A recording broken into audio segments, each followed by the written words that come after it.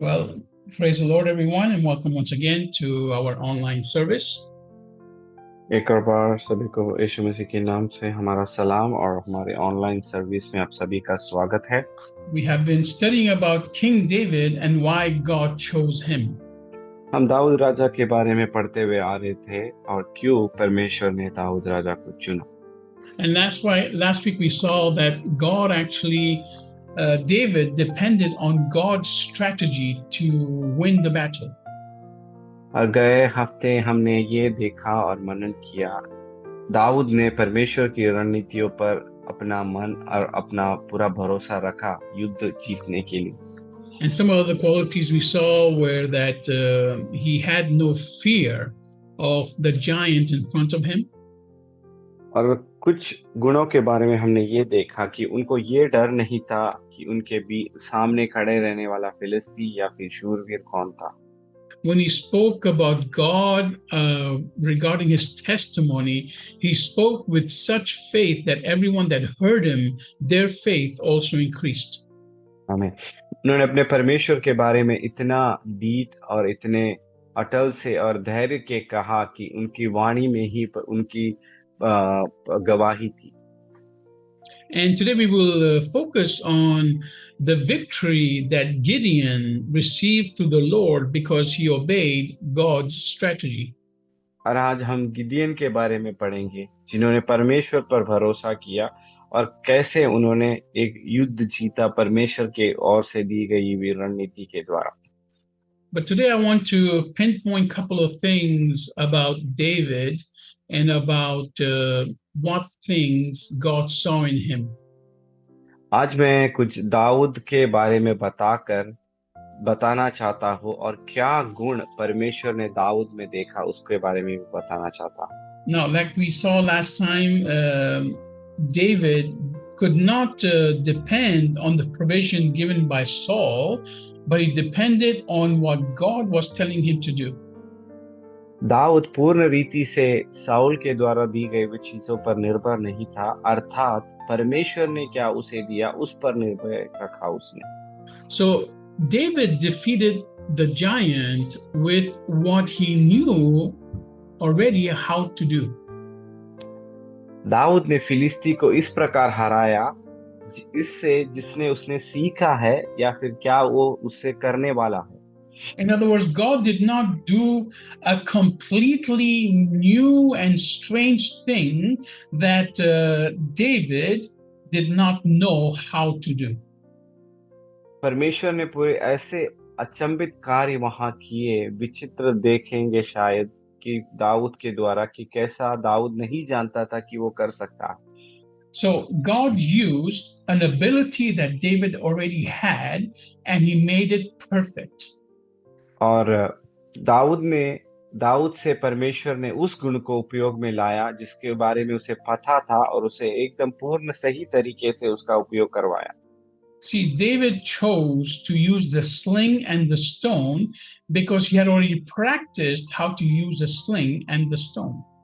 एक गोफन और एक पत्थर कैसा उपयोग में लाना है दाऊद जानता था और परमेश्वर ने उस उपकरण का उपयोग में लाकर अपने विरोधी या फिर फिलिस्ती को हराया।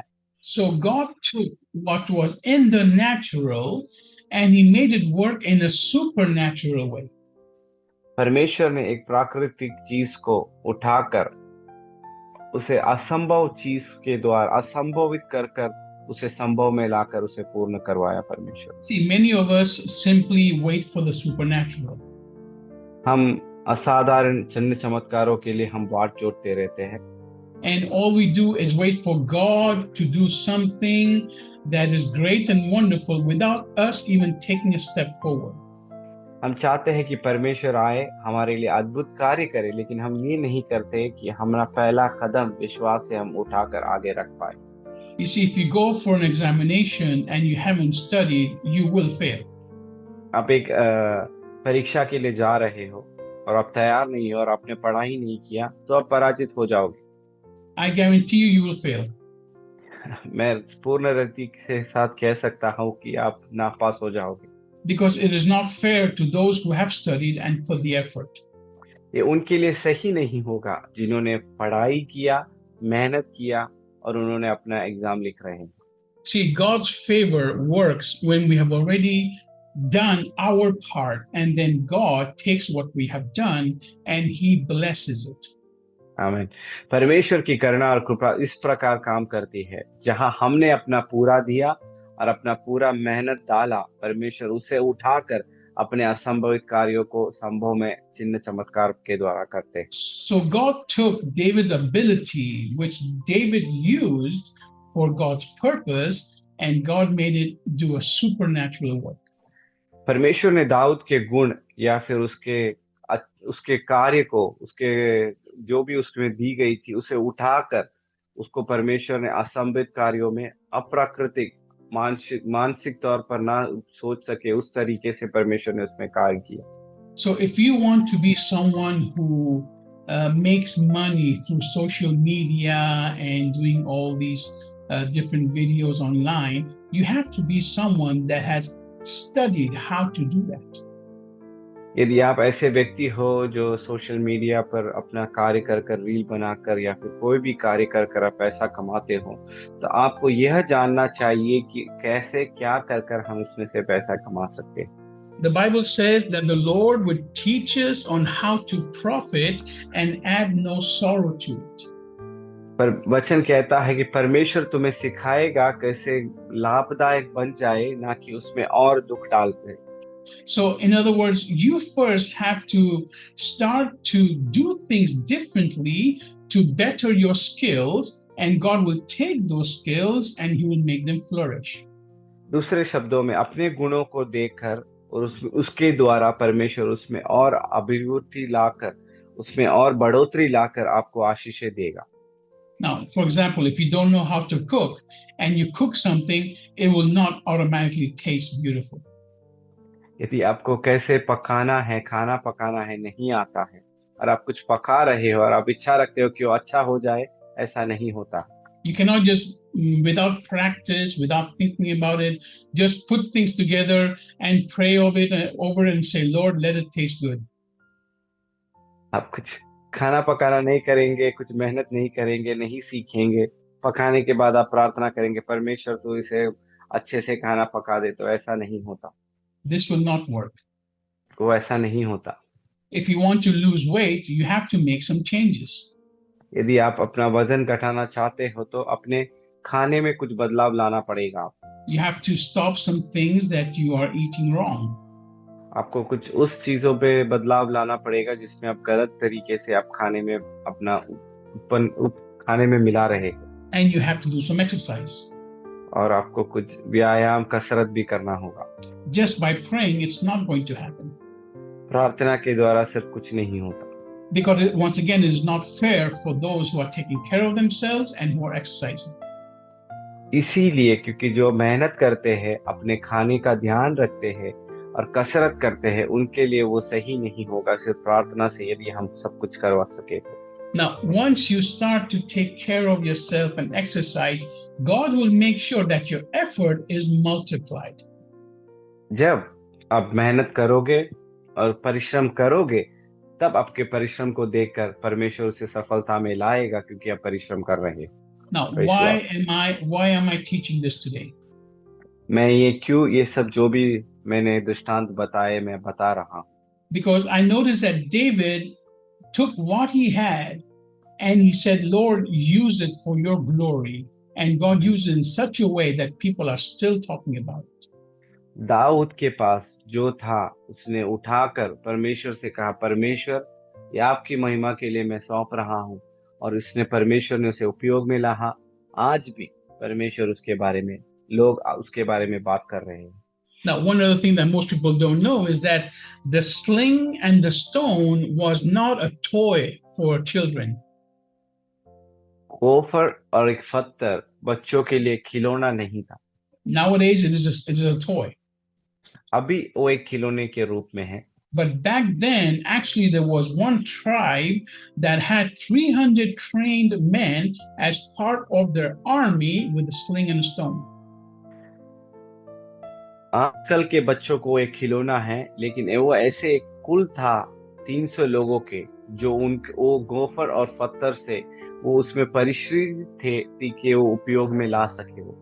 So the sling and the stone back then actually was a recognized deadly weapon.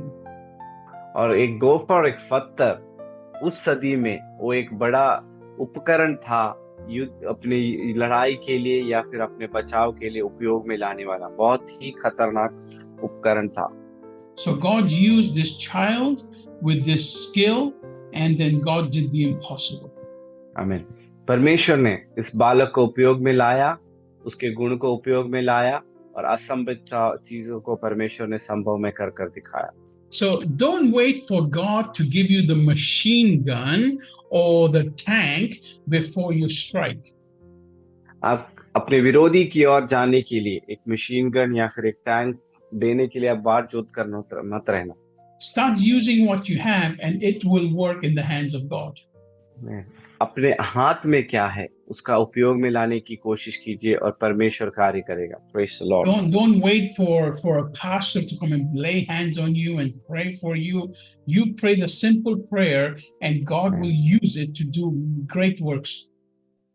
आप पास्टरवान आकर हाथ रखकर आपके ऊपर प्रार्थना कर कर चंगाई के लिए आप बाट मत जोतिए। आपके एक सरल प्रार्थना आपके जीवन में बदलाव ला सकती है। Praise And the today we Lord. want to focus on this idea that less in the hands of God is actually more for you. आज इस सोच पर हम ध्यान भटाएंगे, कम आपके हाथ में जितना हो उतना परमेश्वर के लिए वो अधिक है। Paul clearly said, I need to become smaller so that Christ grows more in me. आमीन। पौलुस स्पष्ट रीति से अपने लेख में कहता है, मैं घटूं ताकि परमेश्वर मुझ में बड़े और श्रेष्ठ हो जाए। See, the smaller you are in front of man, the more humble you are in front of man, the more Christ will be seen inside of you.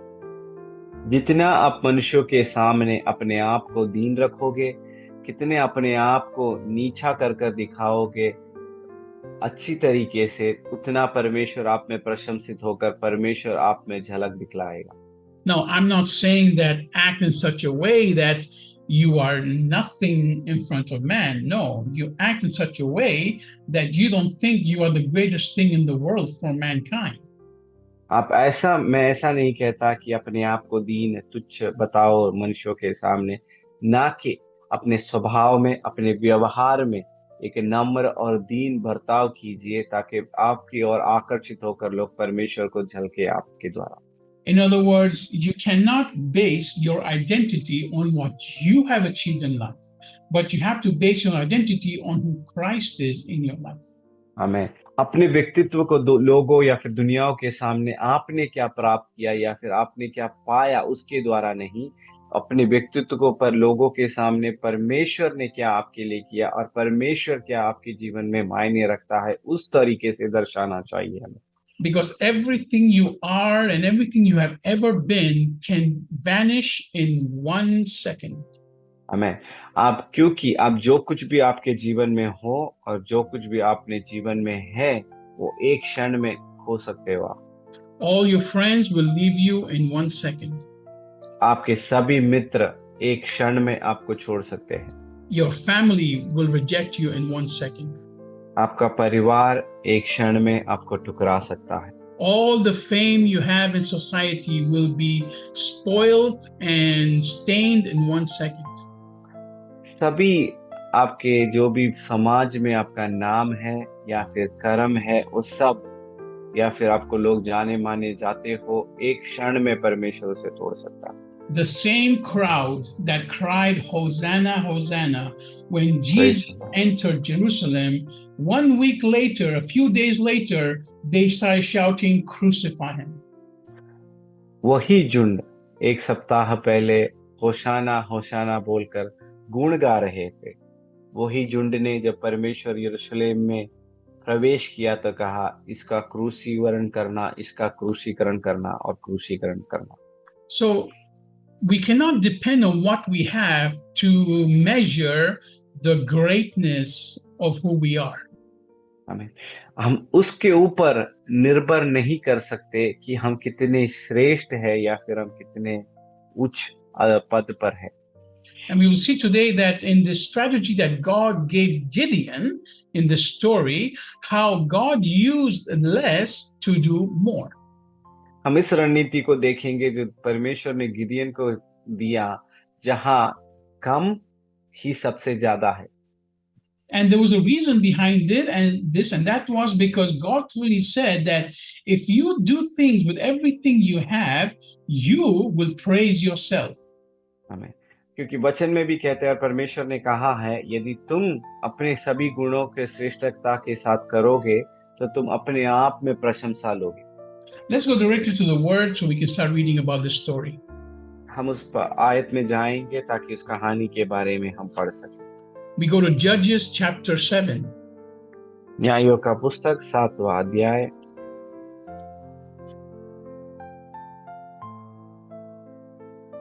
Judges is a wonderful book. न्यायों का पुस्तक एक बहुत अच्छा पुस्तक है। It's a story where God uses simple men and women to lead the nation of Israel into victory. न्यायों का पुस्तक एक ऐसा पुस्तक है जहां एक साधारण स्त्री या पुरुष से परमेश्वर इज़राइल देश को चलाने के लिए कैसे उपयोग में लाता है। During this time of the book of Judges, there were no prophets. और इस न्यायों के समय पर उस समय कोई भविष्यवक्ता नहीं थे। So it was these simple men and women of God that God used to lead their people and to correct their people. और इस साधारण व्यक्तियों को परमेश्वर उपयोग में लाता था मनुष्यों को सही मार्ग पर चलाने के लिए और मनुष्यों को मार्गदर्शक बनाने के लिए। And the book of Judges talks about in this chapter with Gideon. और इस न्यायों के पुस्तक में और इस अध्याय में गिदियन के बारे में हम पढ़ते हैं। So let's start reading in verse 1. It says, early the next morning, Gideon and his army got up and moved their camp to Fear Spring. The Midianite camp was to the north, in the valley at the foot of Moreh. 7 का पहला वाक्य। तब गिदियोन ने यरूबाल भी कहलाता है और सब लोग जो उसके संग थे सवेरे उठे और हरोद नामक सोते के पास अपने डेरे खड़े किए और मिद्यानियों की छावनी उनके उत्तरी और मोरे नामक पहाड़ी के पास तराई में पड़ी थी। Now verse 2, the Lord told Gideon, you have too many soldiers with you for me to drop Midian into their hands, because Israel would become arrogant and say, it was my own ability that delivered me. दूसरा वाक्य। तब यहोवा ने गिदियन से कहा, जो लोग तेरे संग हैं वे इतने हैं कि मैं मिद्यानियों को उनके हाथ नहीं कर सकता, नहीं तो इस्राएली यह कहकर मेरा विरुद्ध अपनी बड़ाई मारने लगेंगे कि हम अपने ही भुजबल के द्वारा बचे हैं। Praise the Lord. Now, in this story, when you read it, the Midianites, their army was about 135,000 people. जब ये कहानी पढ़ते हैं तो मिद्यानी और उनकी सेना 1,35,000 के झुंड में थी। This, I believe, you find in the next chapter. It talks about this. आने वाले आयत में हम उसके बारे में देख सकते हैं। But it was 135 people in the army of the Midianites against 32,000 in the army of Gideon. 1,35,000 मिद्यानियों के झुंड में सेना की संख्या थी, तबकि इस्राएल के पास सिर्फ 32,000 लोग थे। Now, if you are good in mathematics, you can do the numbers and you can understand how many people of the army of Israel, of the Gideons, how many people had to fight one to how many people of the Midianites. Do the math. मिद्यानियों इस्राएलियों के साथ कितने लोग एक व्यक्ति को मात गिराए, उसकी आप गुण या संख्या कीजिए, तभी समझ में आएगा 32,000 लोग एक व्यक्ति कितने लोगों को मारे, तब जाके मिद्यानी हारेगा। Let me do the math for you. It's 132,000, right? 135,000. 1,35,000. Hold on. 135,000 divided into 32,000. 1,35,000 को हम 32 के साथ भाग कर देखेंगे. So it was 1 against 4, more or less. एक इस्राएली 4 मिद्यानियों को कम ज्यादा के तौर पर हराना पड़ता था. So 1 against 4 or 5 at one time. एक व्यक्ति एक इस्राएली को 5 मिद्यानियों को हराना पड़ता उस समय. So that's a battle that you're definitely going to lose. क्योंकि वो एक ऐसा युद्ध था तो अब निश्चय रूप पे आप हार जाओगे. Now these fighters that were fighting, they were not all Jackie Chan and Bruce Lee. और ये युद्ध करने वाले कोई शूरवीर जाकी चान या फिर ब्रूस ली जैसे लोग नहीं थे. They were simple men, and we will see later on that many of them were even scared to go into battle. आमीन. वो एक साधारण मनुष्य या फिर व्यक्ति थे और आगे आप जाते जाते देखोगे उसमें से कई तो डर भी गए युद्ध में जाने के लिए. Now, what is the reason that God says that you have too many at this point? Okay, 1 against 4 or 5. You have too many at this point for me to give you the victory. इसका क्या वजह था? परमेश्वर ने कहा कि तुम्हारे पास बहुत से लोग हैं संख्या में कि मैं तुम्हें युद्ध में विजय दे सकूं. I mean, I was reading this and I'm thinking, even if 1 beats 4 or 5, it is still a victory that I can say, yes, God helped me. यहाँ मैं पढ़ते हुए मैं ऐसे सोच रहा था, एक 4 या 5 का विरोध करे तो भी हम कैसे उस युद्ध को जीत सकते थे. And even then, if we win this, it will still be God who is glorified. आमीन. यदि हम उसे जीत भी जाए तब भी वो परमेश्वर ही होगा जिसने महिमा ली हो. Now you have to understand one thing about the history of the Jewish people and the people of Israel is that God has done this over and over again. यहूदियों की इतिहास में देखो या फिर इस्राएलियों के इतिहास में देखो, ये एक बार नहीं जब परमेश्वर ने ये किया है, परमेश्वर ने इसे बार बार दोहराते हुए आया है. So over the history of time, we have seen that a small group of Israelites have defeated huge armies.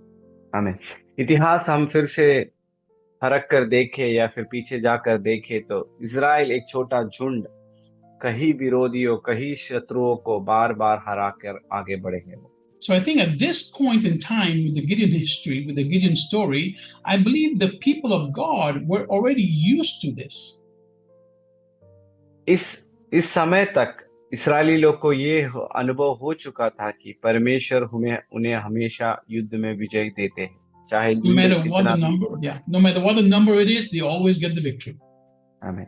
कितना भी बड़ा झुंड हो उनके सामने, उनकी संख्या कम हो, लेकिन फिर भी परमेश्वर ने उन्हें हमेशा विजय किया है.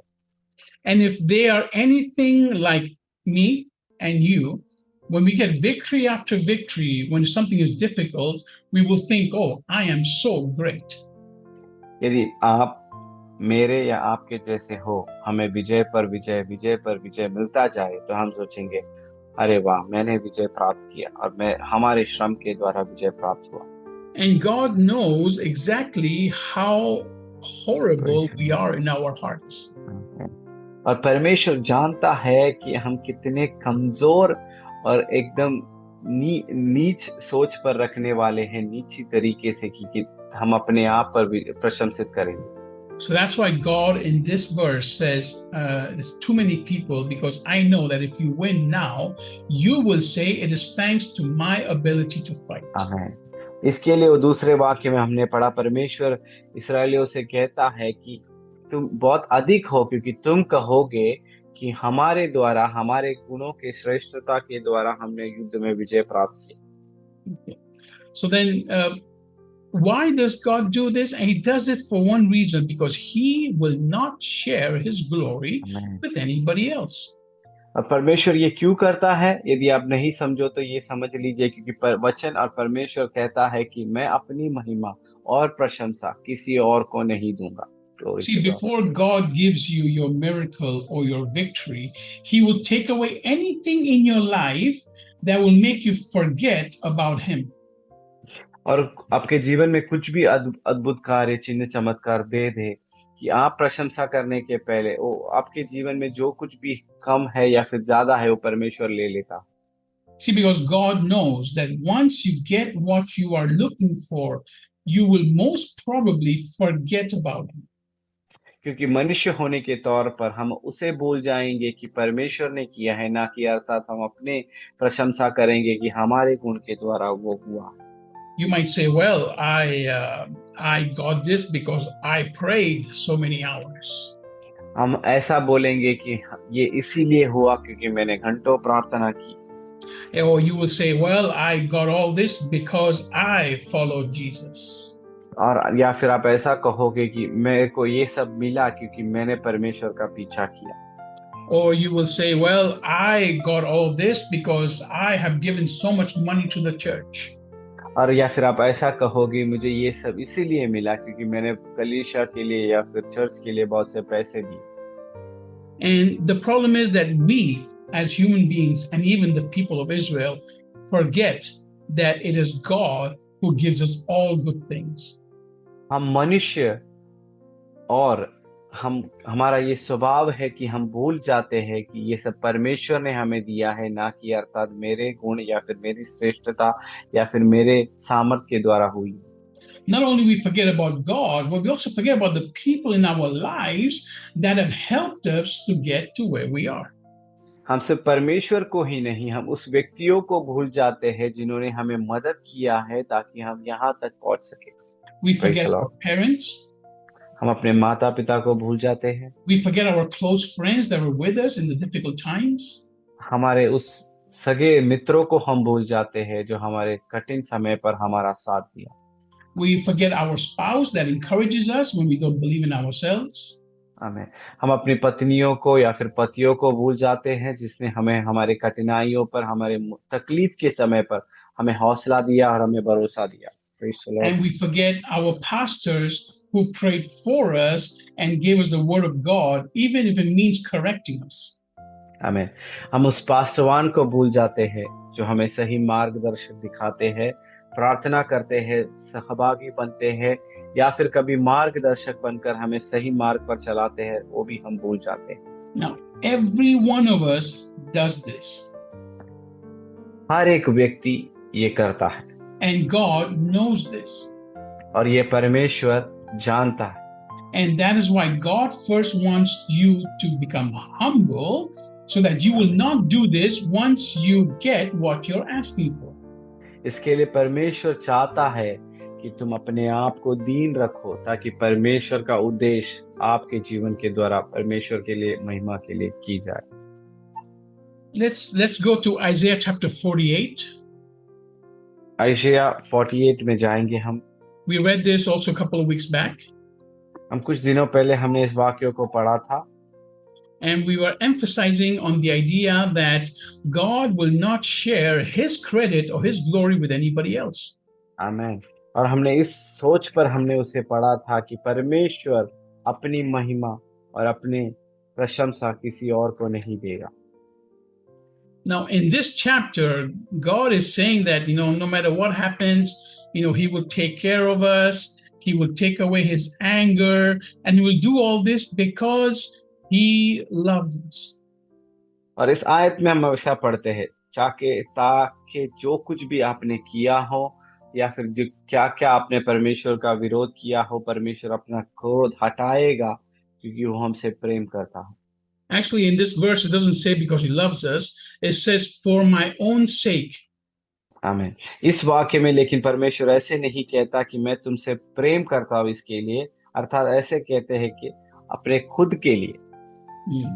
Let me read that. For chapter 48, verse 11, Isaiah 48 says, for my own sake, yes, for my own sake, says it twice, I am doing it. Indeed, how can I be profane? Furthermore, I won't give my glory to another. आमीन। और Asia भविष्यवक्ता 48 के 11 में हम ऐसा पढ़ते हैं, वहां 2 बार कहा गया है, अपने निमित्त, हाँ अपने ही निमित्त मैंने यह किया है, मेरा नाम क्यों अपवित्र ठहरे, अपनी महिमा में दूसरों को मैं नहीं दूंगा। Praise the Lord. Very clearly, God is saying here, what I do for you, I do it so that you know who I am and everybody else knows who I am. यहाँ स्पष्ट रीति से कहा गया है, मैं अपने ही निमित्त मैं दूसरों को महिमा नहीं दूंगा, ताकि दूसरे जान सके कि मैं कौन हूं और मैं वही हूं जो मैं हूं। Now, if you go to verse 12 over here, this is a very interesting verse you can use if you're dealing with Jehovah's Witnesses.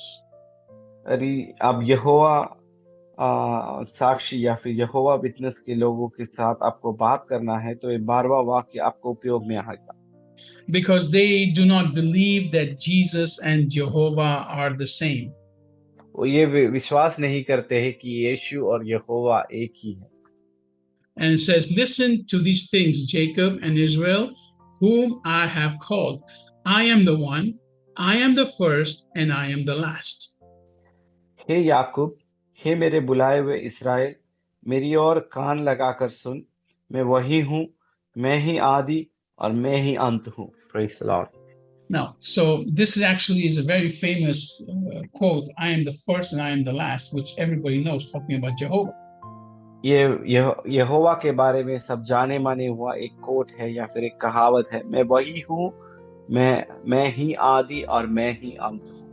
Now, if you go to Revelation chapter 1 and Revelation chapter 21, we see in those chapters, we won't go there now, but if you read those chapters, there you see that Jesus is speaking and he says, I am the first and I am the last. प्रकाशित वाक्य पहला अध्याय और प्रकाशित वाक्य 21वां अध्याय, हम उस भाग पर नहीं जा रहे हैं, लेकिन आप देखेंगे कि वहां कहते हैं कि मैं ही शुरुआत हूँ या मैं ही अंत हूँ। So there Jesus is speaking in Revelation 21 and Revelation 1, Jesus is speaking, saying this about himself. यह एक प्रकाशित वाक्य एक पहला अध्याय और 21वां अध्याय में यीशु मसीह खुद के बारे में कहते हैं कि मैं ही शुरुआत हूँ या फिर अल्फा और मैं ही अंत हूँ या फिर omega. So if you take those verses and you take this verse in Isaiah, okay, which one is first and last? यदि आप प्रकाशित वाक्य को लीजिए या फिर आप यशायाह भविष्यवक्ता के पुस्तक को लीजिए, तो आप बताइए इसमें से शुरू कौन सा है और अंत कौन सा है। And the verse we just read, the verse before it says, I will not share my glory with anybody else. और जो वाक्य हमने अभी पहले पढ़ा 11वां वाक्य, मैं अपना प्रशंसा या फिर अपनी महिमा किसी और को नहीं दूंगा। So I will not allow, Jehovah is saying, I will not allow anyone to call themselves the first and the last. इसलिए यहोवा कहता है, मैं किसी और को वो मौका या फिर वो अवसर या फिर वो कहावत भी नहीं दूंगा कि मैं ही शुरुआत हूँ और मैं ही अंत हूँ। But then in Revelation, Jesus says it for himself. लेकिन प्रकाशित वाक्य में परमेश्वर कहता है कि मैं ही, यीशु कहते हैं कि मैं ही शुरुआत हूँ और मैं ही अंत हूँ। So this is a verse you can use when talking to Jehovah's Witness. Don't give them the answer, let them figure it out. और यहोवा साक्षी या फिर यहोवा विटनेस के लोगों से आप बातें करो तो यही उसका जवाब है, और उनको जवाब मत देना, उनको सोचने दीजिए कि वो क्या है और कैसा है। So let's go back to our teaching on why God first wants to humble you in order to prosper you. हम अपने पिछले पढ़ाई की ओर जाएंगे, गिदियन के बारे में। क्यों परमेश्वर चाहता है तुम अपने आप को दीन करो ताकि परमेश्वर तुम्हें ऊंचा कर सके। Now God knows your heart, God knows how you want to behave once you get successful. परमेश्वर आपके हृदय को जानता है और परमेश्वर आपके सोच को जानता है, ताकि वो जानता है कि आप कैसे आशीष बनोगे एक बार आप जीवन में आगे बढ़ोगे। Once you start receiving all the promises God has promised in the Bible, God knows you can turn your heart.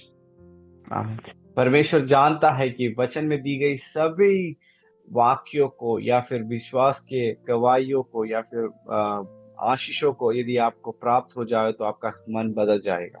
Let's go to Deuteronomy chapter 8, chapter 8 verse 10. हम व्यवस्था विवरण 8वें अध्याय उसका 10वां वाक्य में जाएंगे। It says, when you have eaten and are satisfied, bless the Lord your God for the good land that he has given you. 10वां वाक्य ऐसा कहता है, और तू पेट भर खाएगा और उस उत्तम देश के कारण जो तेरा परमेश्वर यहोवा तुझे देगा उसे धन्य मानेगा। And now here in the next verse it says, be careful, otherwise you will forget the Lord your God by failing to keep his commands, ordinances, and statutes that I am commanding you this day. उसके 11वें वाक्य में ऐसा लिखा है, इसलिए सावधान रहना, कहीं ऐसा ना हो कि अपने परमेश्वर यहोवा को भूलकर उसकी जो जो आज्ञा, नियम और विधि तू ना भूल जाए। And then verse 17, और 17वें वाक्य में it says, you may say to yourself, now there's a whole list here of things that will, that will happen to you because of God's blessings, the great things that will happen. And then verse 17 says, you may say to yourselves, I have become wealthy by my own strength and by my own ability. और 17वें वाक्य में ऐसा लिखा है, और ऐसा ना हो कि तू सोचने लगे कि यह संपत्ति मेरे ही सामर्थ और ये मेरे ही भुजबल से मुझे प्राप्त हुई। Praise the Lord. So God knows our heart. परमेश्वर हमारे हृदय को जानता है। God knows, first of all, that when you start to prosper and you are healed and everything works out for you, you will say, it is because of my own strength, my own prayers, my own sacrifices to God. और परमेश्वर चाहता है कि आपको एक बार कुछ प्राप्त हो जाए तो आप ऐसा सोचोगे, मेरे बल से, मेरे प्राप्ति से, मेरे श्रेष्ठता से, मेरे सामर्थ्य से मैंने प्राप्त किया है। You will say, because it is I who have followed Jesus. आप ऐसा बोलोगे कि मैं जो यीशु मसीह का पीछा किया। It is me who made these prayers. और आप बोलोगे कि ये मैं जिसके प्रार्थना के द्वारा ये सब हुआ। It is I who fasted. मैंने उपवास किया। It is I who suffered for the gospel of Jesus. मैंने यीशु मसीह के सुसमाचार के लिए कष्ट उठाए। It is I who have given my tithes and offerings and given to the poor. ये मैंने अपने दशमभाग परमेश्वर को दिए और गरीबों को मैंने अपनी संपत्ति दी।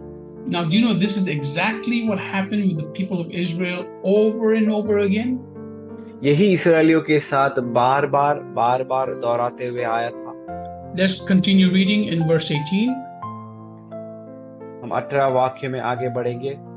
It says, but remember the Lord your God, talking about the God of the Bible, okay? Remember the Lord your God, because he is the one who gives you the ability to produce wealth in order to confirm his covenant that he promised by an oath to your ancestors, as is the case today.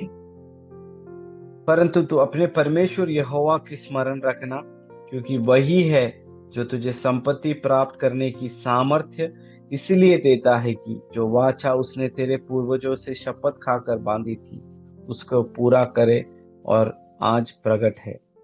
It says in here, in order to confirm the covenant, that's why he promised. इधर ऐसा लिखा है उसके दूसरे भाग में कि जो वाचा अपने पूर्वजों से शपथ खाकर बांधी थी। In other words, the blessings you're getting is not because of something you have done. दूसरे शब्दों में या फिर सरल शब्दों में, जो भी आशीष आप प्राप्त कर रहे हो इसीलिए नहीं क्योंकि आपने कुछ किया है। It is simply because he made a promise to Abraham. क्योंकि परमेश्वर ने अब्राहम के साथ एक वाचा रखा था। And when you decide to follow Jesus Christ, you are adopted into the family of Abraham. यदि आप जब आपके जीवन में जो भी आशीष आप प्राप्त करते हो, अब्राहम से जो वाचा बांधा था, आपको परमेश्वर ने उठाकर पाल रहे हो या फिर आपको उसने अडॉप्ट किया है ताकि आप भी उस वाचे में बंधे जाए। So if you get anything from God, it is not because you are a good person. ये आपको परमेश्वर से कुछ प्राप्त होता है इसलिए नहीं क्योंकि आप अच्छे व्यक्ति हो। It is simply because God wants to keep his promise and be faithful to what he said he will do with those that follow Jesus Christ. अर्थात इसीलिए है क्योंकि परमेश्वर विश्वास योगी है, वो अपने वाचा को रखता है, वो वाचा बांधा है, इसके लिए अपने पूर्वजों से जो वाचा बांधा था उसके विश्वास योग्यता के रूप में आप उस आशीषों को प्राप्त कर रहे हैं। You know the most beautiful thing about this whole dependence on God? एक सुंदर चीज जो परमेश्वर पर निर्भर करने का और भरोसा रखने का क्या है आपको पता है? That even the choice of you following Jesus Christ and only Jesus Christ is not something that you have chosen on your own. उसका ये सुंदरता है कि आप जिस परमेश्वर की सेवकाई कर रहे हो, आराधना कर रहे हो, जिसका पीछा आप कर रहे हो, उसका भी निर्णय आपके पास नहीं था. Because Jesus उसको भी himself said, only those that are chosen by God can come to me. क्योंकि परमेश्वर यीशु मसीह ने खुद से कहा, सिर्फ वो चुने हुए लोग जिसके ऊपर मैंने चुनाव डाला है वो मेरा पीछा करेंगे.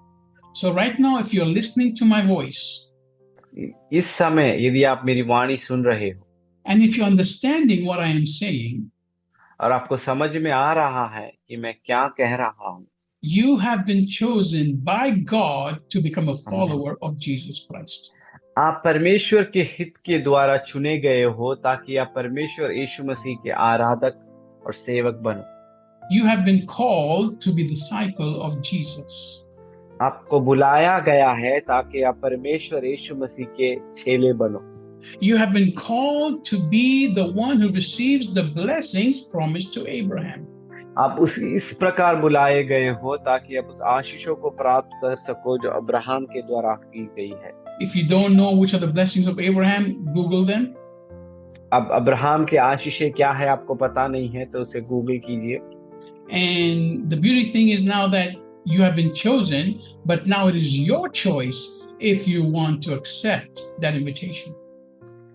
आप बुलाए गए हो लेकिन वो आपकी इच्छा या फिर आपके निर्णय के ऊपर है. उस बुलावट को आप समझ कर परमेश्वर का पीछा करोगे कि नहीं. Let's go to the next verse and we'll end with this. हम अगले वाक्य में जाएंगे और उसके बाद हम समाप्त करेंगे. Here is a wonderful warning for those who decide to follow Jesus. ये उस चेतावनी है जो यीशु मसीह का पीछा करने के लिए निर्णय किया है उन्होंने. A warning for those who follow Jesus, receive the blessings, and then forget about Jesus. There's a warning here for you. परमेश्वर का पीछा करना चाहो, परमेश्वर की आशीषों को चाहो, आपके लिए एक चुनौती है या फिर एक चेतावनी है. It says, if you neglect, verse 19, if you neglect the Lord your God, follow other gods and serve and worship them, I testify, in other words, मैं शपथ लेता हूँ, I take a कसम, I take a promise, an oath here to you today that you will certainly be destroyed. व्यवस्था विवरण 8:19 पढ़ रहे हैं हम. यदि तू अपने परमेश्वर यहोवा को भूलकर दूसरे देवताओं का पीछा हो लेगा और उनकी उपासना और उनको दंडवत करेगा तो मैं आज तुमको चिता देता हूं कि तुम निसंदेह नष्ट हो जाओगे. So this is a warning for those who are just following Jesus for the blessings but don't want Jesus to become your Lord. ये उनके लिए चेतावनी है जो सुन रहे हैं हमें. हम परमेश्वर का पीछा तो उसकी आशीषों के लिए कर रहे हैं लेकिन परमेश्वर से प्रेम कर कर नहीं कर रहे हैं.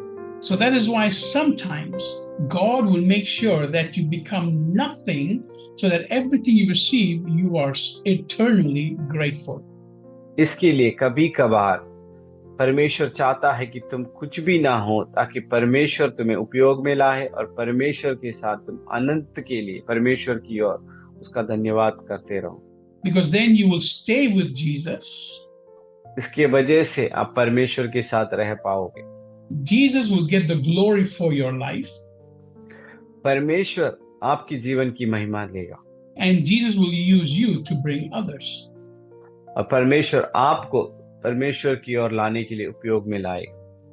So today's message is very simple. आज का संदेश बहुत सरल है. If you want to follow Jesus Christ, यदि आप यीशु मसीह का पीछा करना चाहते हो don't just focus on the blessings. तो सिर्फ आशीषों की ओर अपने ध्यान को मत बटाइए या फिर मन को. Focus on him becoming your Lord. परमेश्वर पर अपना ध्यान बटाए ताकि परमेश्वर को अपना प्रभु माने और प्रभुता दे. Because once he is your Lord, he is your Savior. जब वो परमेश्वर तुम्हारा प्रभु बने तब वो तुम्हारा रक्षक बन जाता है. Once he's your Savior, he's your defender. एक बार वो तुम्हारा रक्षक बन जाए रक्षक बन जाए तो तुम्हारा स्थान भी बन जाएगा। Once he's a defender, you become his treasure. जब वो तुम्हारा ढाल करेगा या फिर बचाएगा तो वो तुम उसके गिने हुए संपत्ति बन जाओगे। And once you are his treasure, he will be your provider. जब वो तुम उनके संपत्ति बन जाओ तो वो ही तुम्हारा प्रबंधक भी बन जाएगा। If you go back to your other gods, यदि अपने दूसरे पर देवताओं के पीछे आप जाओगे, if you go back to making yourself a god, यदि अपने आप को प्रभु या फिर परमेश्वर मानोगे, the promise here says that you will be destroyed. यह कहते हैं वाचा कि निसंदेश तुम नष्ट हो जाओगे। Now, take it as you like it. आप उसे स्वीकारें जैसे आपको अच्छा लगे। I believe the Bible. मैं बाइबल में विश्वास रखता हूँ I believe all the blessings, और मैं सभी आशीषों पर विश्वास रखता हूँ and I believe all the warnings. और मैं सभी चेतावनियों को मैं विश्वास करता हूँ। You can't have one without the other. एक रखकर आप दूसरे को नहीं त्याग सकते। God is just. परमेश्वर सही परमेश्वर है He is faithful. और ये विश्वास योगी है। And he cannot cancel his warnings because you are different or special. और अपनी चेतावनियों को इसीलिए आपके लिए नहीं हटा सकते क्योंकि हम खास है या फिर श्रेष्ठ है। That is why every single one of us was destined to hell. इसीलिए हम सभी नरक के लिए लिखे गए थे। No one can get to heaven कोई भी स्वर्ग में नहीं जा सकता because we have all failed and we have broken God's laws. और क्योंकि हम सभी पराजित हो गए हैं और परमेश्वर की न्याय और व्यवस्थाओं को हमने उल्लंघन किया है। That's why God had to put all his anger on Jesus Christ. इसके लिए परमेश्वर को अपना सभी क्रोध यीशु मसीह के ऊपर लादना पड़ा So that you and I can be set free. ताकि आप और मैं आजाद हो जाए। We can be adopted into God's spiritual family. और परमेश्वर के आत्मिक परिवार में हमें गोद लिया जाए and enjoy all the blessings promised to us. और उसके सभी आशीषों को उनकी ओर से हम प्राप्त कर पाए। If you don't know Christ, ask him today into your heart. यदि आप मसीह को नहीं जानते तो अपने हृदय में आज उसे बुलाइए। God will do always what is best for you. और परमेश्वर वही करेगा जो आपके लिए श्रेष्ठ है। And he will start off by taking away those things that will stop you from moving forward. और उस सभी चीजों को आपके जीवन में से निकाल देगा जो आपके जीवन में आगे बढ़ने के लिए रुकावट बने। God bless you. परमेश्वर आपको आशीष करे।